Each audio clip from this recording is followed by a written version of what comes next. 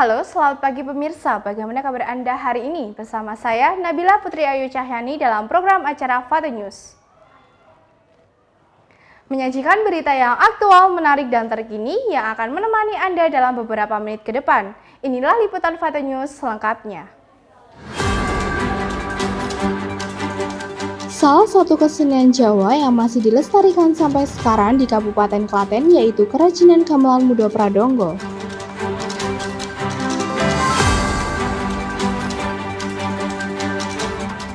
Belungkrah adalah sebutan untuk hasil karya yang bahannya berasal dari akar bambu yang diukir di desa Jambu Kulon, Ceper, Klaten.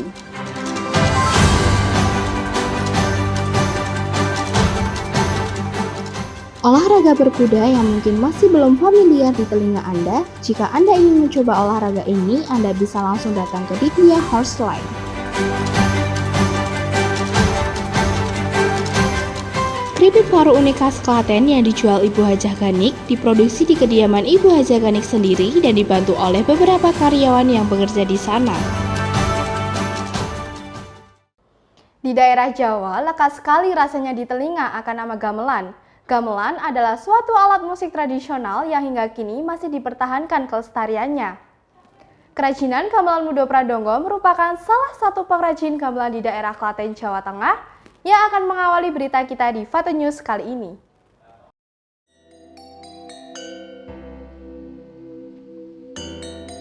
Tahukah kalian bahwa pembuatan gamelan membutuhkan waktu dan proses yang cukup lama?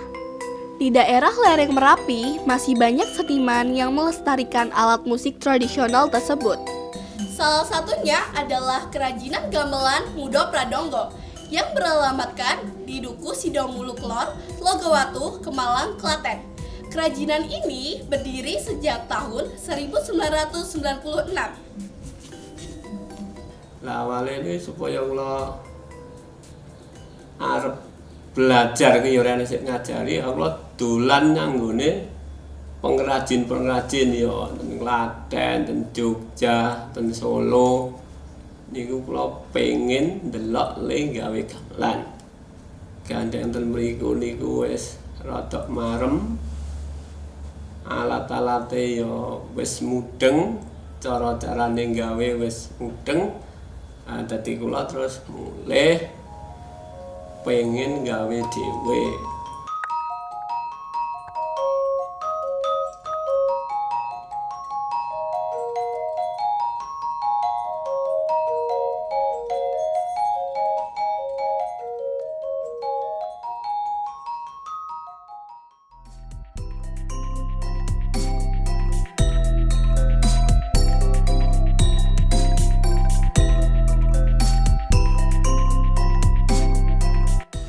Bahan baku pembuatan gamelan ini berasal dari plat, kuningan, dan pir yang biasa diperoleh dari toko besi terdekat, yang kemudian dibakar dan ditempa hingga menjadi lempengan-lempengan yang siap untuk dilaras.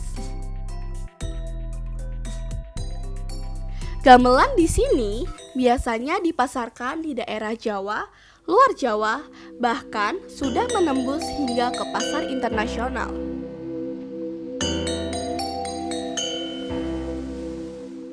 Di sini, harga gamelan dibanderol mulai dari 3 juta hingga puluhan juta.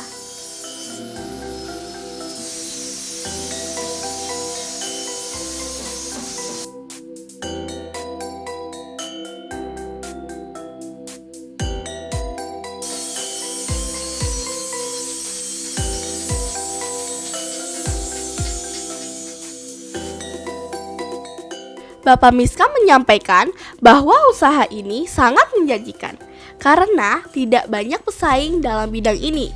Terlebih, untuk melaras satu persatu gamelan dibutuhkan ketelatenan dan keahlian agar bisa menghasilkan bunyi yang sesuai.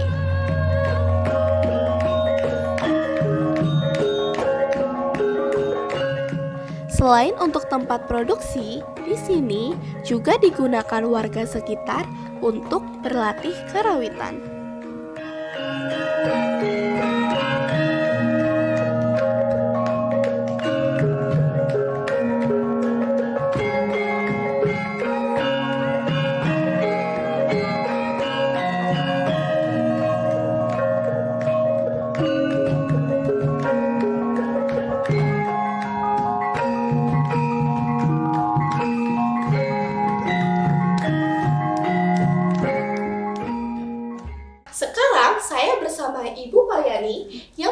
merupakan penerus dari kerajinan gamelan.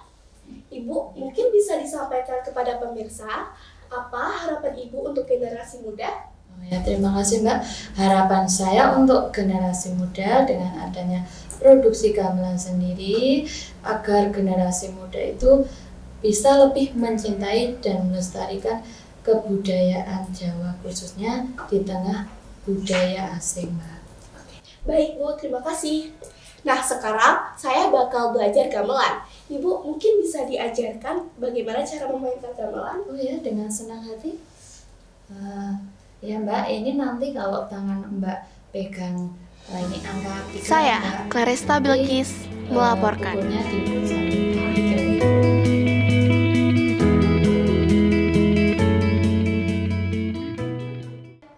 Joko Darsono, seorang purnawirawan kepala desa, sukses menjadi pengrajin akar bambu hingga memiliki omset ratusan juta dengan produksi terbanyak sampai 350 piece dalam satu hari.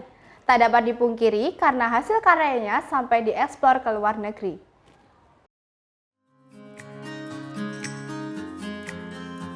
Kota Klaten memiliki potensi pariwisata untuk wisatawan dari luar kota. Banyak tempat wisata dan kerajinan dari kota Klaten yang wajib dikunjungi dan dibeli untuk oleh-oleh. Salah satunya kerajinan dari akar bambu yang terdapat di kota Klaten. Akar bambu biasanya hanya dibuang begitu saja, tapi di tangan beliau akar bambu menjadi hiasan bebek yang sangat cantik dan unik. Di Desa Jambu Kulon Ceper, seorang purnawirawan kepala desa yakni Pak Joko Darsono sukses menjadi pengrajin limbah akar bambu bersama 2 karyawannya. Sudah kurang lebih 5 tahun, beliau menekuni usaha ini. Berbagai ukuran dan bentuk bebek bisa dibuatnya, mulai dari ukuran kecil hingga besar. Pembuatan kerajinan akar bambu sangatlah mudah. Akar bambu yang masih utuh dipilih dan dipotong sesuai ukuran bebek yang akan dibuat. Setelah dipotong, akar bambu dihaluskan dan dibuat menyerupai badan bebek. Kemudian dipasang kaki dan kepala yang dibuat dari kayu akasia. Untuk proses pemasangan kepala, itu membuat bodi dan kepala dulu. Dari bahan baku, yaitu dangkel atau pangkal bambu, dan ini dari kayu akasia, dibuat seperti ini. Kemudian ditempelkan seperti ini, dilem pakai lem foksi, lem kayu, kemudian ditembak pakai paku tembak, alatnya ini. Tak hanya dijual di Klaten saja, kerajinan ini juga dikirim ke berbagai pulau di Indonesia. Bahkan sudah diekspor ke mancanegara.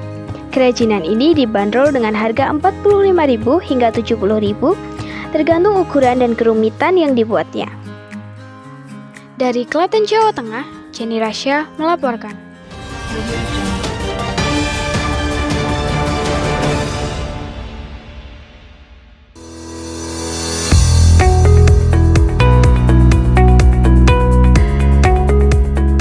Pilihan menu yang sangat beragam, cita rasa yang luar biasa, dengan kelezatan dalam setiap gigitan dan harga yang sangat terjangkau.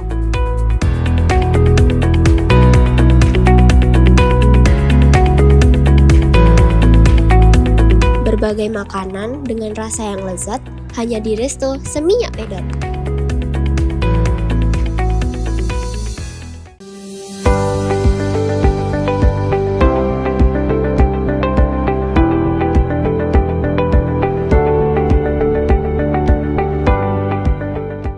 Kamu baru ngapain? Kayaknya sibuk banget. Aku baru nulis materi yang tadi dikasih sama Pak Guru. Oh, aku salvok nih sama bukumu. Kok bisa bersih gitu? Mana nggak robek lagi habis dihapus? Oh, buku ini aku dapat dari PT Intan Sejati.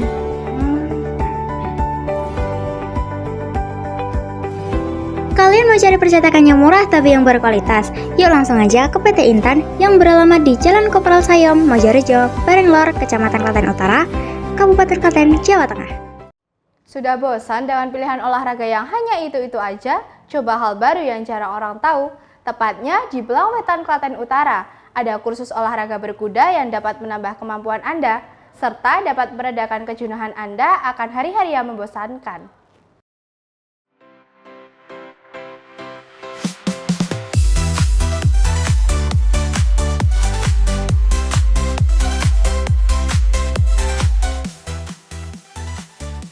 Halo pemirsa, bersama saya Kamila Aulia Majid. Saat ini saya sedang berada di tempat latihan berkuda, tepatnya di Ditya Horseland yang beralamat di Kerun Baru, Belangwetan, Klaten Utara, Jawa Tengah.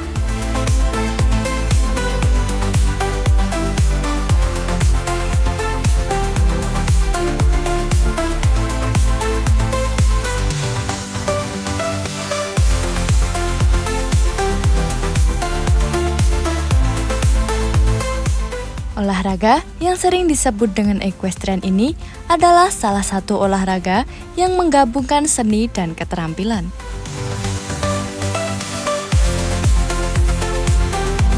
Untuk melakukannya, diperlukan keterampilan khusus yang harus dipelajari.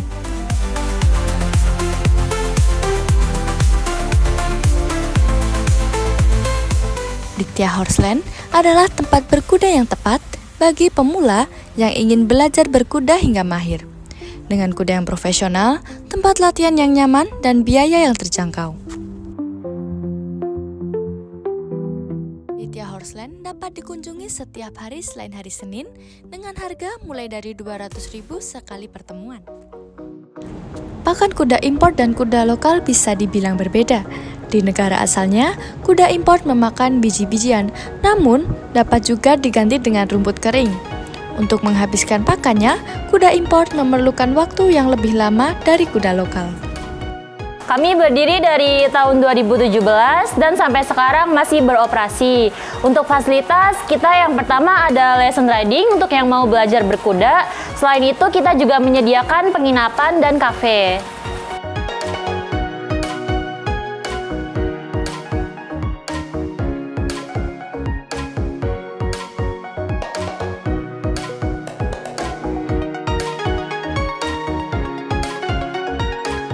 Terdapat banyak fasilitas yang disediakan, salah satunya adalah kafetaria, sehingga dapat memudahkan pengunjung untuk makan dan minum. Untuk perawatan kuda tergantung jenis kudanya. Kuda import memerlukan perawatan lebih intens daripada kuda lokal, karena kuda import sangat sensitif terhadap cuaca dan jika terluka, kuda import memerlukan waktu penyembuhan yang cukup lama.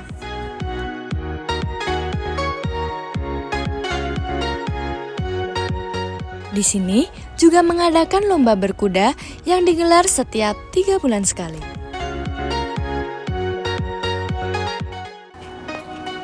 Sampai di sini keseruan kita belajar berkuda di Ditya Horseland. Saya Kamila Aulia Majid melaporkan.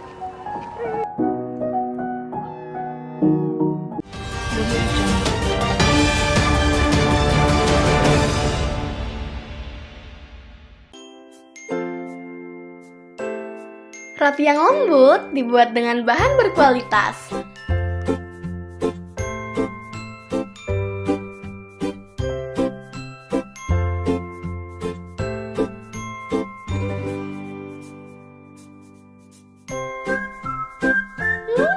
Coklat abis.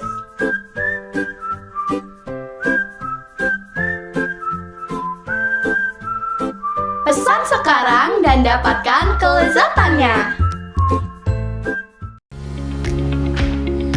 Kok kayak gini sih hasilnya? Kamu kenapa, Kar? Ini, aku dicetak buku, tapi hasilnya kurang memuaskan. Cetakannya ngeblur sama layoutnya aneh banget. Oh, jadi itu masalahnya. Cetak aja di CV Gemanusa. Dengan alat yang canggih dapat menghasilkan percetakan buku yang rapi dengan layoutan yang bagus dan harga yang terjangkau tahu. Wah, gimana itu? Jadi, CV Gemanusa beralamat di Jetis, Belangwetan, Klaten Utara, Jawa Tengah.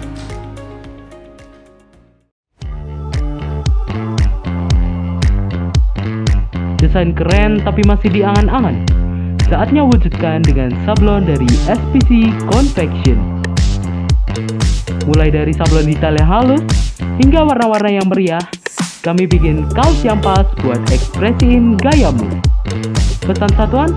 Oke. Pesanan banyak? Lebih oke lagi. Siap buat komunitas, event, sampai bisnis kamu jadi makin stand out. Saatnya upgrade kaosmu. SPC Confection, realize your custom wear. Bingung mau cari oleh-oleh khas Klaten? Anda bisa berkunjung ke rumah produksi keripik paru Hajah Ganik. Tidak hanya menjual keripik paru saja, namun juga ada banyak pilihan cemilan yang dapat Anda jumpai di sana. Dengan harga yang ramah di kantong dan yang pasti lezat untuk dijadikan cemilan saat bosan.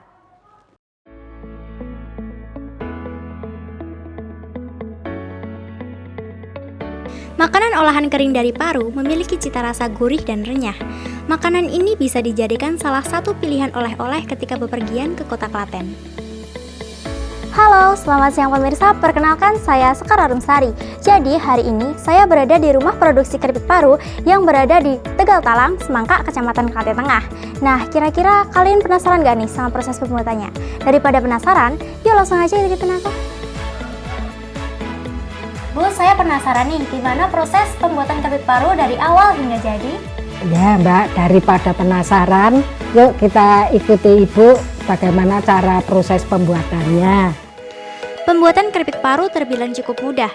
Yang pertama adalah rebus paru 30 menit. Simpan di freezer hingga beku agar mudah diiris tipis. Iris tipis paru dalam keadaan beku. Siapkan adonan pencelupnya dengan mencampur bumbunya. Panaskan minyak goreng, lalu celupkan adonan dan goreng hingga matang. Tiriskan dan paru siap untuk dikemas. Jadi, itulah proses pembuatan keripik paru dari awal hingga akhir. Ternyata pembuatannya juga tidak mudah ya. Produksi pembuatan keripik paru ini sudah berdiri sejak tahun 1992 loh. Dan pendiri dari produksi keripik paru ini adalah ibu dari Ibu Ganik Mulyani sendiri. Setelah itu dilanjutkan oleh Ibu Ganik dan bisnisnya bisa berjalan hingga sekarang. Jadi kurang lebihnya produksi keripik paru ini sudah berdiri selama 32 tahun.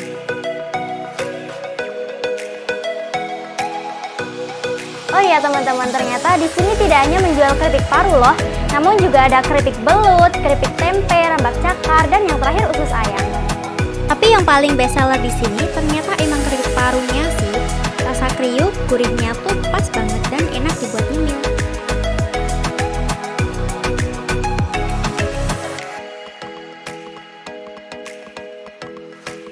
Saya mau tahu nih Bu, siapa sih pendiri awal dari toko keripik paru ini?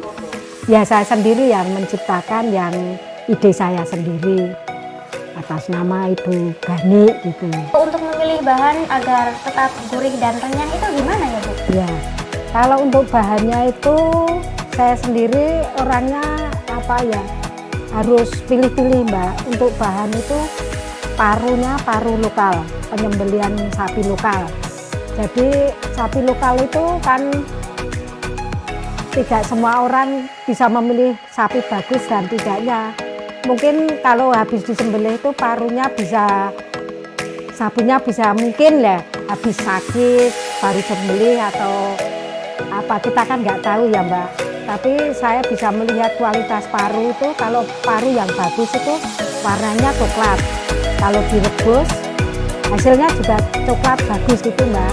Tapi kalau paru yang warnanya hitam itu mungkin sapinya sakit.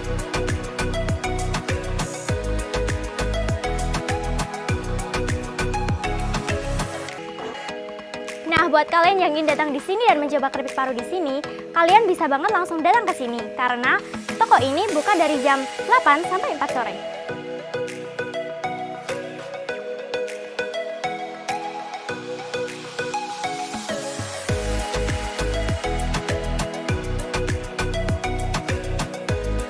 Berita cerita mendalam menarik hati penuh wawasan. Tutup liputan dengan penuh kesan. Sampai jumpa kembali, saya akhiri. Saya Sekar Arumsari melaporkan. Demikian liputan pada Foto News kali ini. Berita tadi sebagai penutup program acara kali ini. Saya Nabila Putri Ayu Cahyani pamit undur diri. Terima kasih dan sampai jumpa.